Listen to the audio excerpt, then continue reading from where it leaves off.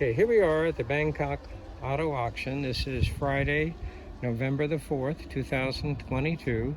And here we're looking at a 2013 BMW 520D. Yes, we have a small four-cylinder turbocharged diesel engine. Very popular here in Thailand.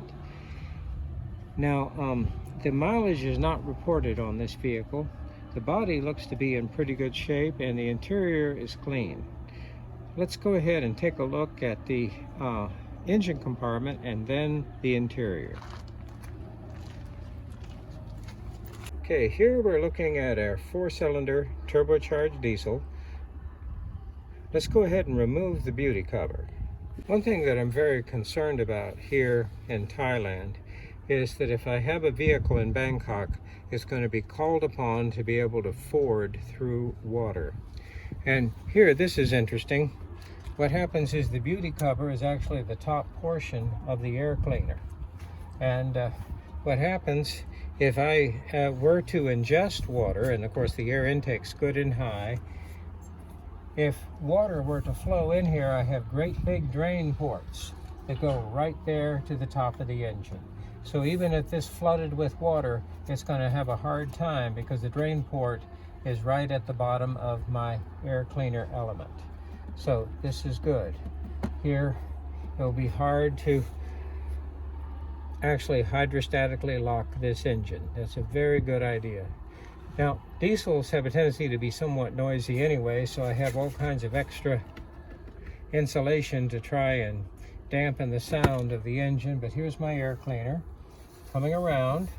Now I have, it looks like a type of mass airflow meter or pressure sensor, and I believe this looks like a mass airflow meter. So there's my mass airflow meter, and I'm coming down to the inlet of the compressor section of my turbocharger, and then obviously the exhaust driven turbocharger is going to compress the air, and it's going to go out through an air-to-air heat exchanger and then come back up to my throttle body. And there's the servo motor for the throttle body. Now normally you don't think about a throttle valve on a diesel, and it's used somewhat differently, but I do have my exhaust gas recirculation system, and this is a heat exchanger that's going to cool the exhaust gas and introduce a small amount of cooled exhaust gas into the airstream beyond the throttle body. Why in the world am I recirculating exhaust? What's that going to do for me? Well, that's going to lower peak combustion temperatures and pressures. The exhaust gas is an inert gas that occupies space within the cylinder without contributing to combustion. So here, this is going to reduce those peak combustion temperatures and pressures and reduce my formation of oxides of nitrogen. Why in the world am I going through all that trouble? Well, I'm trying to reduce oxides of nitrogen emissions to comply with local air emission standards. And at least I don't have a selective reduction catalyst, and I do not use the diesel emissions fluid or DEF fluid.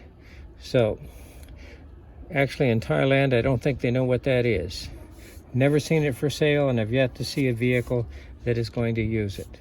Well, here I have my EGR temperature sensor, and then as we look, our wiring harness is coming up, and there I see my single Poly V belt, and it looks like we're driving the water pump. Coming up around here, the alternator, the AC compressor, and I see an idler and a tensioner, and I want to carefully put my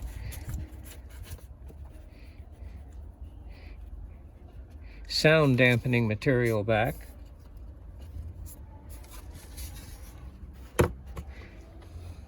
So here we see a diesel engine for the Thai market. Now, as I look here, here's an interesting device, a great big empty box. It clips there to the inlet tube of the turbocharger. What in the world is this box for? That is a muffler. What that is going to dampen pressure pulsations there coming back through the intake system. That's quite an intake system. That's a long way for it to go, but they want to make sure that I can. So there we go. They kind of tune the sound of the engine. They make the diesel engine sound a whole lot better.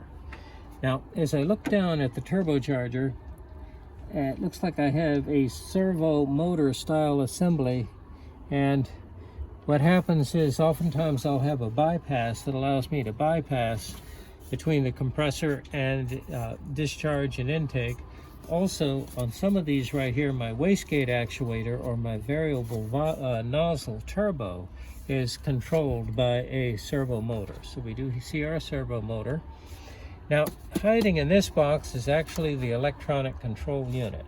So they want to go ahead and put that there very nicely in the box. And I, on some models, do have liquid cooling. On this one, I don't think I do. I think this is just simply a tube to allow venting and seal it up and prevent the intrusion of water. But this is going to be my electronic control unit. Now, there's quite a bit to this because this is a common rail diesel system, and I have my piezoelectric diesel injectors, and they operate at a fairly high voltage, so I have to have a considerable amount of electronics here to effectively do my initial driving of those piezo elements. And usually they're operating up there around, I believe, about 50, 60 volts, and they act like a capacitor. So what happens is that I apply a voltage, the piezo discs are actually going to flex, and then as I remove the voltage and they flex back to their normal position, they'll actually release the electrons, and it actually has to be actually come back to the electronic control unit. So it's kind of charging, discharging, charging, discharging a capacitor. That's kind of what it looks like electronically. And if you actually take apart one of those piezo injectors and look at the little piezo discs, the amount of movement is just a few thousandths of an inch, but that's all that's necessary to go ahead and lift that pintle off the seat and inject the diesel fuel directly into the cylinder. Okay, let's go ahead and put our beauty cover back.